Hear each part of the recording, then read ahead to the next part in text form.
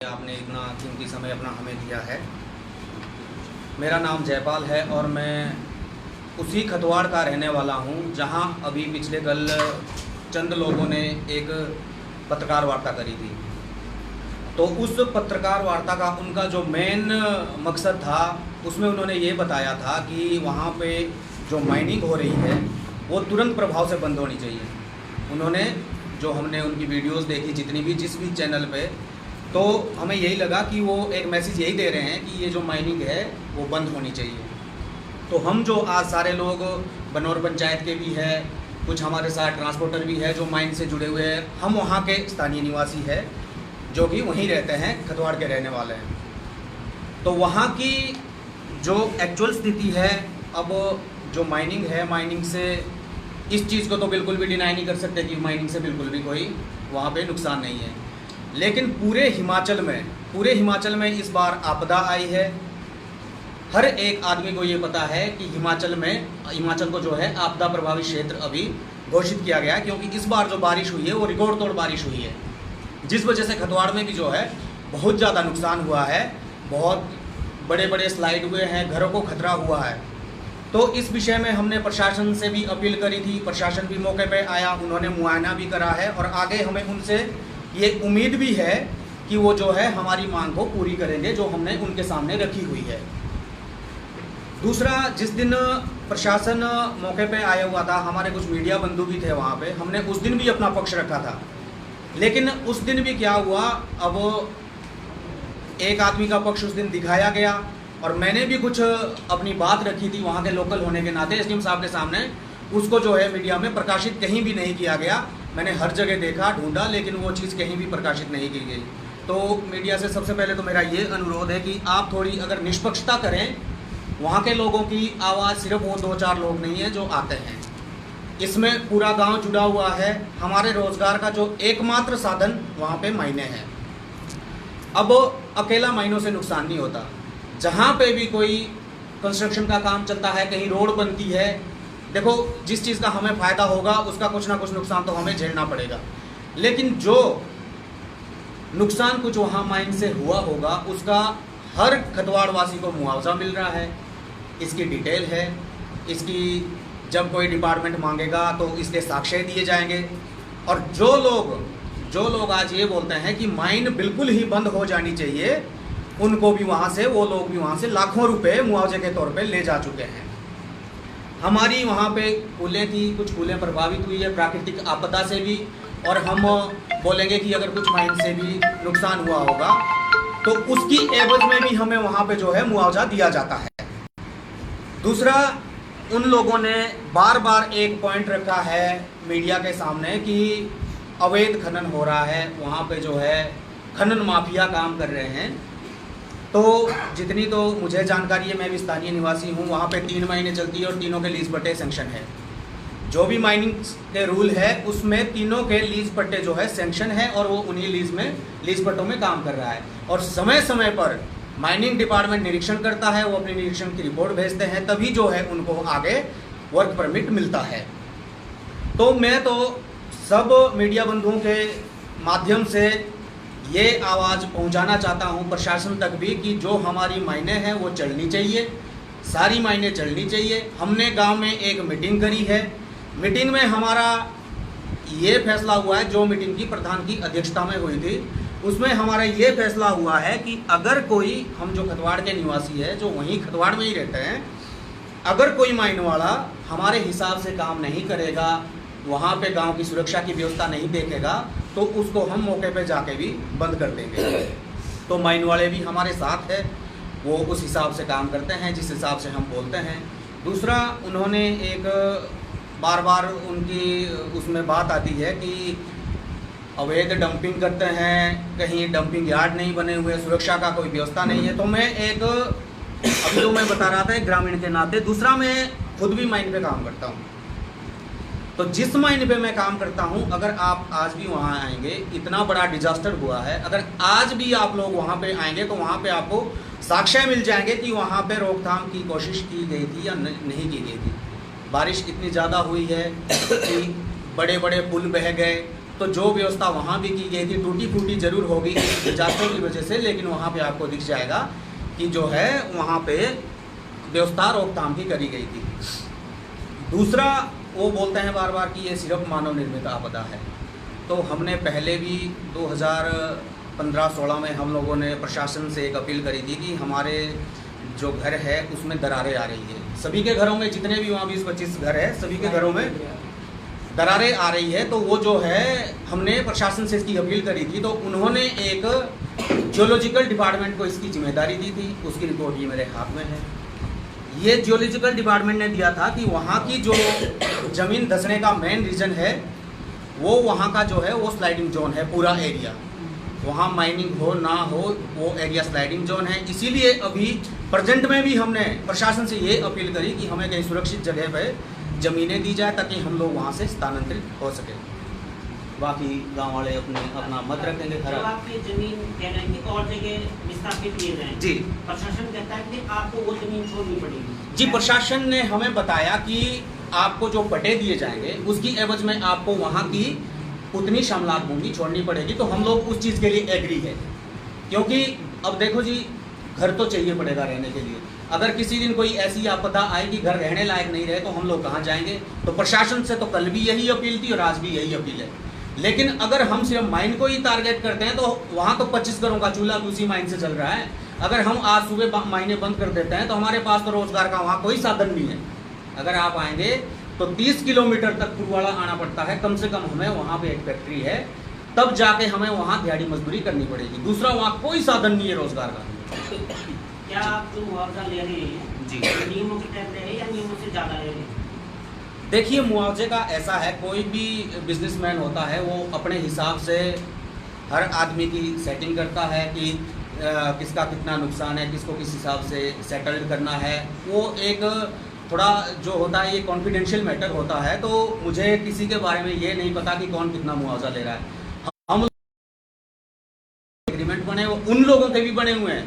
अगर कभी विभाग मांगेगा तो उन्होंने लिख के दिया हुआ है। वो बोलते हैं कि हम 2014 से चिल्ला रहे हैं कि ये तो खत्म हो गया, इससे माइन से हमारा गांव उजड़ गया। अगर वो 2014 से चिल्ला रहे हैं तो 2020 में उन्होंने लेन देन का एग्रीमेंट क्यों करा? वो तौर पे उनकी कोई दुश्मनी होगी, लेकिन इसके चक्कर में हम पूरे गांव का रोजगार तो बंद नहीं करवा सकते।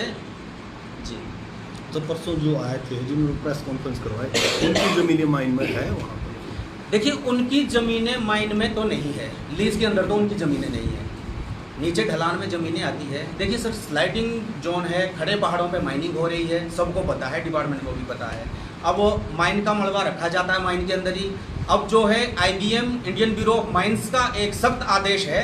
पहले डंपिंग यार्ड हम किसी से ज़मीन लेके भी वहाँ पे दूर जाके डंप कर सकते थे, लेकिन अब इंडियन ब्यूरो ऑफ माइंस का एक सख्त आदेश ये है कि आपको डंपिंग यार्ड माइन के अंदर ही बनाना पड़ेगा, जो कि बने हुए हैं।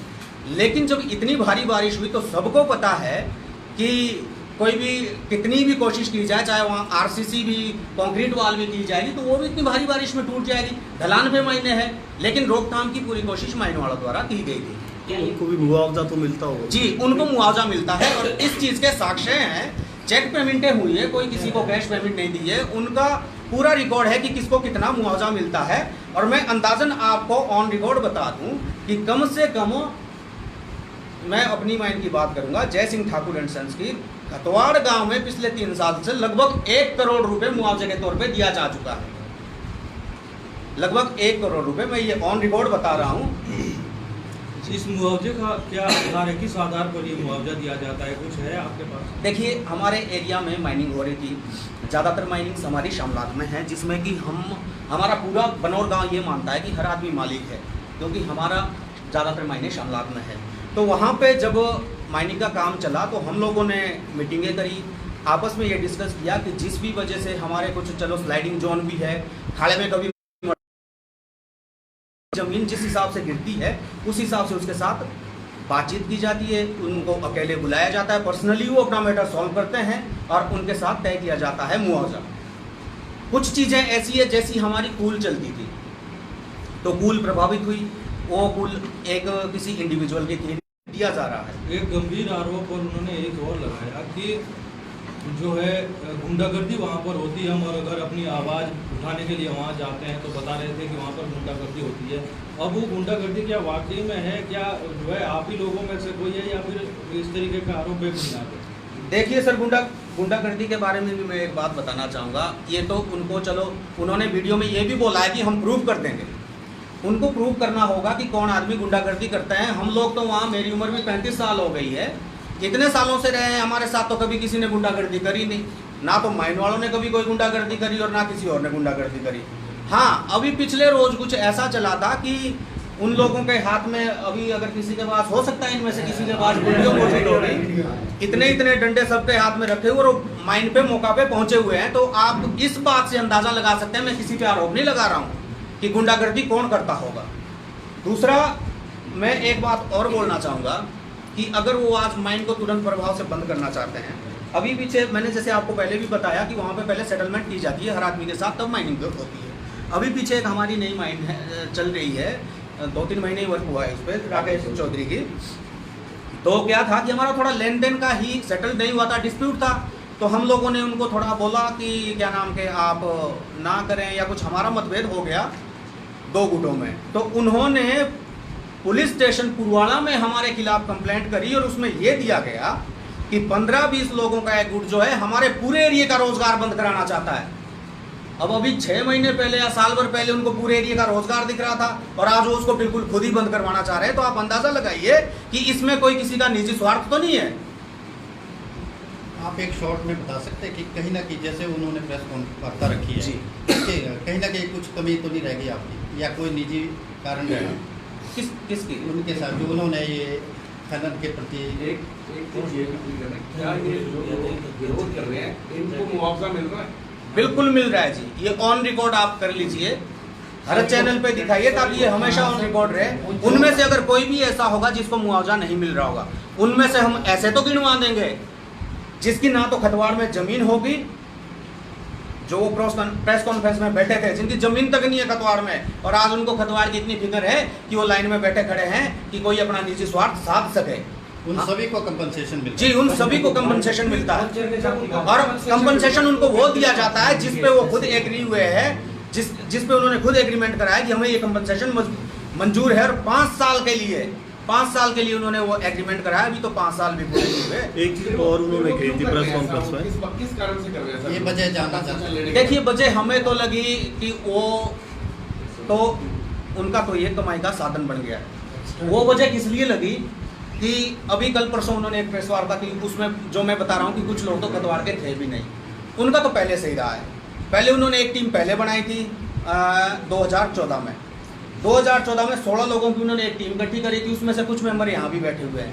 कोई संस्था थी? हाँ, तो जो वो संस्था बनी थी उसके कुछ मेंबर यहाँ भी बैठे हुए। जब उनके जो इरादे थे वो उजागर होने लगे तो उन लोगों ने उनका साथ छोड़ दिया कि देखो भैया, हम तो एरिया का रोजगार बंद नहीं करवाना चाहते हैं, इसमें सैकड़ों लोगों के चूल्हे जल रहे हैं। तो उन लोगों ने उनसे अपना पल्ला झाड़ दिया था। उसके बाद हम स्वयं खतवाड़ वो आए और खतवाड़ में ये चीज़ें भी ऑन रिकॉर्ड है। हमने कम से कम उनके हिसाब से 20 डिपार्टमेंटों में एप्लीकेशनें दी, हम भी उनसे जुड़े हुए थे। लेकिन जब लास्ट में उनका ये मानना था कि या तो हर चीज़ हमारे हिसाब से होनी चाहिए, हम पूरा बंद कर देंगे। हमें रियलाइज़ हुआ कि इस हिसाब से तो माइनिंग बंद हो जाएगी, तब हम लोगों ने उनका साथ छोड़ा। और आज की डेट में अगर खतवाड़ से गिना जाए तो 5 परिवार वो मात्र खतवाड़ में है, जबकि 30-35 परिवार खतवाड़ में रहते हैं जो कि माइन चलाना चाहते हैं। उनमें से कई लोग ऐसे भी हैं जिनके घरों में वाकई में दिक्कतें हैं, मोटी मोटी दरारें आई है, जो हमने देखा है जी ग्राउंड पर जाकर। जी, तो जो है और जो मुआवजे की आप बात कर रहे हैं, क्या जब मुआवजा दिया गया, या आपने कहा कि 5 साल के लिए कॉन्ट्रैक्ट साइन होता है कुछ इस तरीके से, उसमें ये साफ तौर पर है कि चाहे घर गिर जाए मुआवजा मिल रहा है पर फिर भी मायने चलती रहेगी, या उनको फिर उसके अलावा भी कुछ मिलेगा अगर घर गिर रहा है? देखिए, मैं ये बात भी क्लियर कर देना चाहता हूँ कि जब 2014 में उन्होंने कंप्लेंट करी, हर डिपार्टमेंट में उन्होंने कंप्लेंट डाली कि ये मायने गलत है, ये वैसा है, ये फलाना है, ये ठिकाना है। उस दौरान भी जिसका आपने मुआयना करा जिस घर का, वो घर उस समय भी क्षतिग्रस्त था।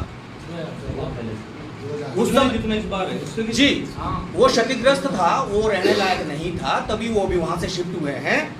लेकिन जब वो घर उनका जा रहा था, देखिए ये चीज़ तो नहीं हो सकती कि मुझे पैसा भी चाहिए और ये चलना भी नहीं चाहिए। ये तो हर आदमी जानता है कि जहाँ खनन होगा, कहीं क्रैशर चलता है या कहीं माइनिंग होती है, कुछ ना कुछ दुष्परिणाम तो उसके झेलने पड़ते हैं। लेकिन हम ये भूल जाते हैं कि इसकी एवज में हमने लिया क्या क्या है। अगर उसी टोटल जितना भी मुआवजा दिया गया, अगर उसकी कैलकुलेशन की जाएगी तो वैसे तो ज़मीनें बहुत ज़्यादा नुकसान हुआ है, लेकिन अगर वहाँ की ज़मीन की वैल्यू लगाई जाती है तो शायद जो वहाँ की ज़मीन की वैल्यू के हिसाब से अगर बनाया जाएगा तो मुआवजा हो सकता है उससे ज़्यादा गया हो। लेकिन दरारें जब उस टाइम से है तो आपको क्या ज़रूरत है कि आप 2018 में या 2020 से किसी माइन वाले के साथ जाके सेटलमेंट कर लो? क्या ज़रूरत है आपको? जब आपका घर जा रहा है, सेटल पैसा इससे मकान से बढ़ता है, अगर उनको नहीं लग रहा है तो क्या ज़रूरत है उनको कि वहाँ जाके वो सेटलमेंट कर ले? वो विरोध में ही डटे रहे हैं, वो धरना प्रदर्शन करे, वो मीडिया के माध्यम से कल तक तो बताते नहीं थे।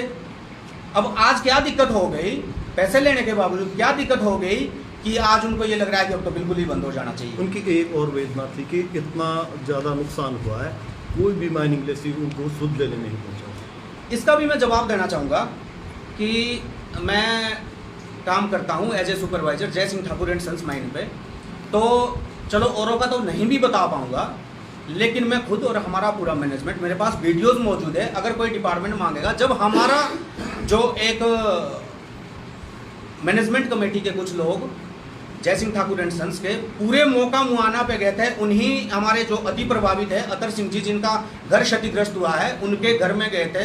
नीचे जहां से स्लाइड हुआ है, ये राकेश हमारे साथ बैठा हुआ है, इस बार तो सिर्फ इसका नया मकान गिरा है जो बिल्कुल ही क्षतिग्रस्त हुआ है, बिल्कुल क्षतिग्रस्त जो हुआ है, ये वहां से प्लान कर चुका है। इसके घर तक भी गए, वहां से स्लाइडिंग जोन को पार करते हुए हर घर में हम लोग जो है नुकसान देखने गए हैं, उसका मुआयना किया और गांव वालों को विश्वास में लिया कि ये चाहे प्राकृतिक आपदा हो या जो मर्जी हो, माइंस वाले जो हैं तब भी आप लोगों के साथ खड़े हैं। जो कुछ और भी हमसे बन पड़ेगा उसके लिए भी माइन वालों ने कमिटमेंट करी। इनका घर माइनिंग क्षेत्र से कितना दूर है? इनका घर माइनिंग क्षेत्र से काफ़ी दूर है, लेकिन बावजूद इसके हर माइन वाला, 3 महीने वहाँ चलती है, हर माइन वालों की ये कमिटमेंट है कि हम लोग तब भी आपके साथ खड़े हैं। आपका घर उजड़ा है, चाहे प्राकृतिक आपदा से हो, लेकिन हम तब भी आपके साथ खड़े हैं। ये कमिटमेंट है और ये कमिटमेंट इनसे, आप स्वयं इनसे भी पूछ सकते हैं। जो वहाँ के जल स्रोत वगैरह थे या वो साधन थे, देखिए जल पौधे थे, क्या वो वैसे ही है क्या? देखिए, माइन का एक रूल होता है, उनको हर बार वायलेशन अगर कोई कमी होती है तो वायलेशन दी जाती है। अगर प्लांटेशन की कमी उनको दिखती है एज पर माइन रूल, तो प्लांटेशन की उनको वायलेशन दी जाती है, और जब तक प्लांटेशन नहीं की जाती तब तक वो वायलेशन नहीं हटती, माइन वाला वहाँ पे काम नहीं कर सकता। तो वहाँ प्लांटेशन भी की जाती है, उसके सबूत भी मौजूद है। वहाँ जो प्लांटेशन आज भी खड़ी है, हमारे डंप यार्ड ऐसे भी है जिन पे हम लोगों ने प्लांटेशन करी है और आज वहाँ जो है हरी भरी घासनी नज़र आती है, वहाँ कोई स्लाइडिंग एरिया नज़र नहीं आता है। ऐसे भी हमारे पास डंप यार्ड है जो हम लोगों ने जिसकी अच्छी तरीके से रोकथाम करी है। लेकिन इस बार जब इतना बड़ा जो है डिजास्टर हुआ है, पूरे हिमाचल में हुआ है, आप यहाँ अपने नज़दीक सिरमौरी ताल में देख लीजिए, वहाँ कौन सी माइनिंग थी, कुल्लू में आपकी कौन सी माइनिंग चल रही थी। एक अकेले छाता लेके खतवाड़ में तो हमारे बैठे नहीं थे कि वहाँ पे भारी बारिश नहीं हुई, बाकी पूरे हिमाचल में जो है ना वो प्राकृतिक आपदा है, और जो हमारे बनौर में है वो मानव निर्मित है। ऐसा तो नहीं हो सकता। कुछ उन्होंने वीडियो जारी किए हैं जी, जिसमें दिखाया जा रहा है कि सुरंग टाइप बता रहे हैं और कह रहे हैं कि वहाँ पर अगर कायदे से खुदाई हो तो सीढ़ी नुमा तरीके से करना पड़ता है। लेकिन होता क्या है, बरसात में की कोप लगा दी जाती है ताकि बरसात में अगली बार वो पहाड़ का पहाड़ गिर जाए। अब इसमें क्या वाकई में अवैध रूप से इस तरीके से हो रहा है, और अगर हो रहा है तो क्या आप इसको भी जायज़ ठहरा रहे हैं प्रेस वार्ता में? देखिए, टेक्निकल डिपार्टमेंट इस चीज़ को ज़्यादा समझ सकता है। मुझे नहीं लगता कि मुझे या उनको इतनी ज़्यादा नॉलेज है माइंस के बारे में कि माइन पे कैसे काम हो रहा है। वो तो कभी एक दिन जाते होने, वीडियो रिकॉर्डिंग करी जहाँ पे उनको वीक दिखा और आ गए। एमओ साहब बैठे हुए हैं, वो भी समय समय पे दौरा करते हैं। उनके जो आगे माइनिंग गार्ड वगैरह वो जाते रहते हैं, माइनिंग इंस्पेक्टर वगैरह हमेशा माइंस पे जाते रहते हैं। और जब 2014 में उन्होंने कंप्लेंटें करी माइन की, तब भी कोई माइनिंग का डिपार्टमेंट ऐसा नहीं था जिसने माइंस का निरीक्षण नहीं किया। देखिए, आपको सबको पता है, आज तो मतलब इतना सोशल मीडिया का ज़माना है, एक बात कहीं से कहीं पहुँच, आपको सबको पता है कि जहाँ इतनी इलीगल माइनिंग होती है उसको विभाग नहीं चलने देता। विभाग को क्या, एमओ साहब को क्या, खतवाड़ वालों के चक्कर में अपनी कुर्सी गंवानी है अगर वो इतना इलीगल चलने देंगे। दूसरा, वो ये भी बताते हैं कि माइनिंग लीज से बाहर काम करते हैं, फलानी जगह काम करते हैं। अब आप ये आइडिया लगाओ कि उनको कैसे पता पड़ गया कि माइनिंग लीज कहाँ है और वो वर्किंग कहाँ कर रहे हैं। सर आपने कहा है कि जहाँ भी माइनिंग होंगी या क्रैशर होंगे वहाँ पे उस माइनिंग के दुष्प्रभाव देखने को मिलेंगे जी। क्या आपका मानना है कि जो खतवाड़ गांव में त्रासदी हुई है या नुकसान हुआ है उसमें वहाँ जो माइनिंग हो रही है वो भी एक कारण है? देखिए वो कारण हो सकता है, इसको बिल्कुल डिनाई नहीं कर सकते, लेकिन हम जो मेजर इसका रीज़न समझते हैं इस बार, वो एक प्राकृतिक आपदा है। हम उसी दौरान, हमारे भी छोटे छोटे बच्चे हैं, हम लोग बारिश के दौरान खतवाड़ में ही थे, तो इतनी भयंकर बारिश इस बार हुई है कि रातों को नींद भी नहीं आती थी। हम सब लोगों ने देखा है, जैसी पूरे हिमाचल में आपदा आई है वो खतवाड़ में भी आई है। ये हम बिल्कुल डिनाई नहीं कर सकते कि माइनिंग का उसमें कोई रोल नहीं होगा। ये हम बिल्कुल डिनाई नहीं कर सकते इस बात को कि माइनिंग का उसमें रोल ही नहीं है, बिल्कुल भी ये नहीं बता सकते हम लोग। होगा, जहाँ खनन होता है कुछ ना कुछ दुष्परिणाम होते हैं। आप सबके हाथ में ये फोन है, इसके इतने फायदे लेकिन कुछ ना कुछ दुष्परिणाम है, आपको सबको पता है, लेकिन फिर भी जेब में लेके घूम रहे हैं। देखिए जिस चीज़ का फायदा होता है उस चीज़ का नुकसान भी होता है। जितनी ये टेक्नोलॉजी हम लोग बढ़ा रहे हैं, कई रोजगार के साधन खुल रहे हैं, फैक्ट्रियाँ, इतनी इंडस्ट्रीज चलती है, क्या इसका कोई दुष्परिणाम नहीं है? तब तो सारा बंद हो जाना चाहिए, लोगों को घरों में बैठना चाहिए और खेती भी ट्रैक्टर से नहीं करो, बैल रख लो, उनका कोई दुष्परिणाम नहीं होता। देखिए अगर आधुनिकता की तरफ जाना है, रोजगार हमें चाहिए, तो कुछ दुष्परिणाम जरूर होते हैं, और वो पूरे सिर्फ खतवाड़ में नहीं हो रहे हैं, वो हिमाचल में नहीं हो रहे, पूरी दुनिया में, पूरे देश में हो रहे हैं, ये सबको मालूम है। जहाँ लीज एरिया है क्या वहीं खनन हो रहा है? जी, वहीं। जहाँ पत्थर अच्छा दिखता है वहीं खनन हो रहा है? देखिए माइन ओनर सबसे पहले तो लीज अप्लाई वहीं करता है जहाँ पे अच्छा पत्थर होता है। जंगलों में जहाँ मिट्टी होगी वहाँ माइन ओनर लीज के लिए अप्लाई नहीं करता, वहीं अप्लाई करता है। वो पहले उसकी स्टडी करता है कि मुझे अच्छा पत्थर कहाँ मिलेगा, वो लीज वहीं अप्लाई करेगा और काम भी फिर नेचुरली वहीं करेगा जहाँ अच्छा पत्थर होगा। क्या वैज्ञानिक तरीके से खनन हो रहा है, अंधाधुंध खनन हो रहा है? देखिए ये तो टेक्निकल डिपार्टमेंट ज़्यादा बता पाएगा, क्योंकि अंधाधुंध खनन तो इस पे हर तरह से, इसमें IBM डिपार्टमेंट है, DGMS बैठे हुए हैं, माइनिंग के इतने सारे डिपार्टमेंट हो गए हैं जिनको हमें तो उनकी ABCD भी नहीं पता कि कौन कौन सी डिपार्टमेंट। मुआवजा मिलता है, उनको भी कुछ मुआवजा मिलता होगा? बिल्कुल मुआवजा मिलता है जी, बिल्कुल मुआवजा मिलता है। ये तो उनसे सवाल करना चाहिए कि जब आप लोग मुआवजा की लेन देन के खुद एग्रीमेंट अपनी मर्जी से करते हैं तो मौके पे मना कर, देखिए अगर वो मौके पे मना कर चुके हैं तो अगर कभी आगे प्रेस वार्ता होगी तो हम जो उनके साथ एग्रीमेंट साइन, या कोई हमारे जैसे SDM साहब मौके पे गए थे, क्योंकि शिकायत तो उनसे भी करी हुई है ना, तो उनको भी हम दिखा देंगे कि उनके साथ कितने एग्रीमेंट हुए, और ये भी हम दिखा देंगे कि कितनी उनको पेमेंट जो है वो माइन वालों से कितना पैसा ले चुके हैं मुआवजे के तौर पर। देखिए एक्चुअली कुछ परिवार तो प्रभावित होंगे जिनके घरों पर नुकसान हुआ है। देखिए एक मिनट पूरी बात सुन लीजिए।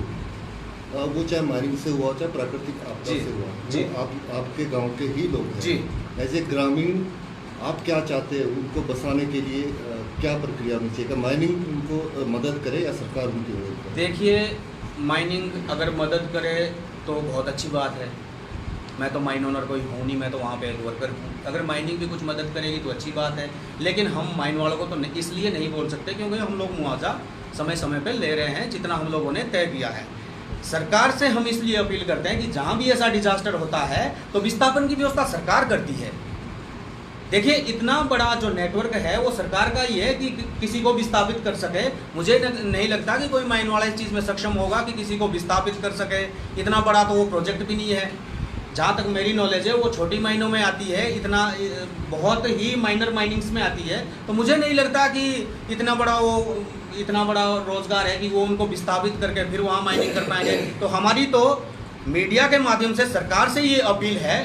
जब एक प्रतिनिधिमंडल आया था, SDM साहब आए थे, तहसीलदार साहब आए थे, और उनको तो मैं जो है नमन करना चाहूँगा। वो ऐसी जगह पे वहाँ मौका पे गए जहाँ हम लोकल ग्रामीण भी नहीं, बड़ी मुश्किल से जा पाते हैं। तो उन्होंने मुआयना भी किया, देखा है कि ये रहने लायक नहीं है। उन्होंने हमें आश्वासन दिया है कि हम इसकी रिपोर्ट आगे भेजेंगे और जल्द से जल्द आप लोगों के लिए जो है विस्थापन की व्यवस्था की जाएगी। जो आप मीडिया को शुरू में ही दोष दे चुके हैं जी, मीडिया ये कर रहा है, मीडिया को दोनों पक्ष सकते हैं ना, उनका भी और आपका भी। आपकी बात भी रखेंगे, उनकी बात भी। देखिए जिस दिन अगर यहाँ जितने बैठे हुए हैं इनमें से कोई मौजूद होगा तो वहाँ पे जिस दिन SDM साहब आए थे उस दिन 2 लोगों ने बाइट रखी थी, अपना अपना मत रखा था। अब मैं अपना मत यहाँ पे रख रहा हूँ, मीडिया के माध्यम से पूरी दुनिया में जाएगा। अगर मैं कुछ गलत बोल रहा हूँ तो मैं खुद झेलूंगा ना, उसकी टेंशन मीडिया को तो नहीं है। मैं अगर गलत बोल रहा हूँ तो उसकी जिम्मेदारी भी मेरी होगी, वो मीडिया की जिम्मेवारी नहीं है। अगर मैंने कुछ बोला है वहाँ पे तो उसको क्यों नहीं दिखाया गया, मुझे तो इस बात से ताजुब है। दिखा दिया तो लाइव चला हुआ था कहीं ना कहीं। और कोई बोलना चाहे? एक चीज़ और है, उस दिन जब प्रशासन